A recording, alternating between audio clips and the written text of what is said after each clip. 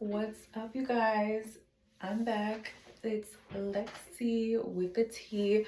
No, but I wanted to make a little solo video to talk about some things that I've been thinking about in regards to identity and what do you identify yourself as, especially in this day and age. It's like we want to ascribe to so many hats and so many roles and so much excellence, right? And so much eloquence and, maybe a little bit of elitism.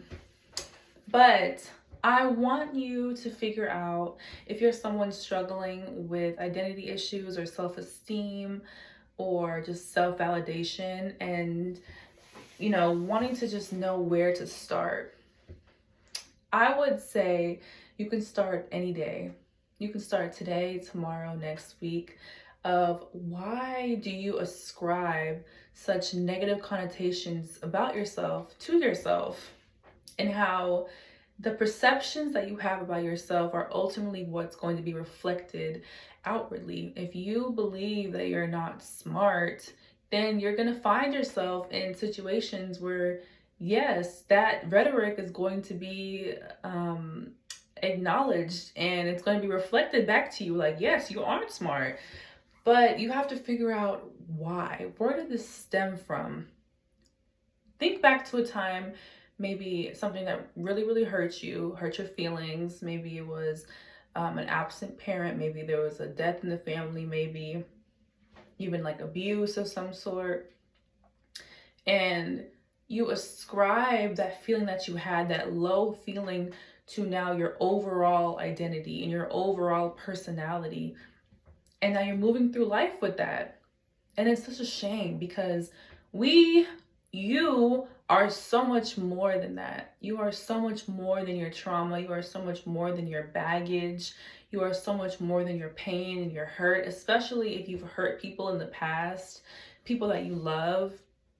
It's important to acknowledge that and to hold yourself accountable, but to know that that does not define you. That does not define who you are and your entirety. If you have a long track history of hurting people, then we gotta discuss that. We gotta unpack, and we still have to unpack even if you didn't necessarily have this long track record, because sometimes in people's stories we're gonna be the villain. Even if you tried your hardest, even if you gave all you had and you loved your hardest, sometimes that's just the outcome.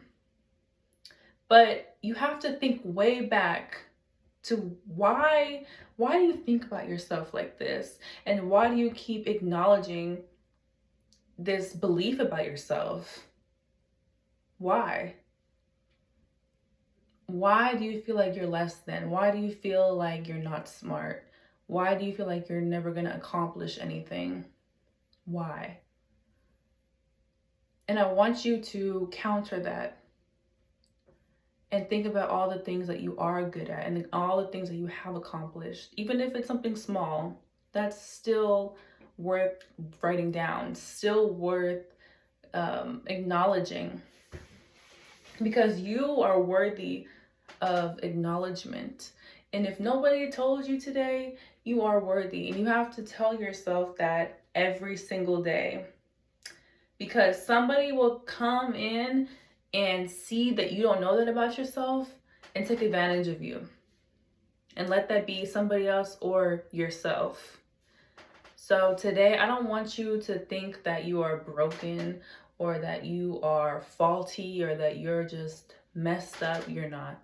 You're not. No matter how much you try to convince yourself, you're not. And the only way to convince yourself otherwise is to rethink that belief and to rewrite your stories. That's the only way you're going to change. So you might as well try. Like, that has been my mission for the past 2 months. And I've had moments of weakness, moments of wavering faith, moments of wavering faith in myself. But I always have to keep myself grounded and keep this inner knowing about myself that there has to be more, there has to be better. And the only way I can truly see that is if I believe that.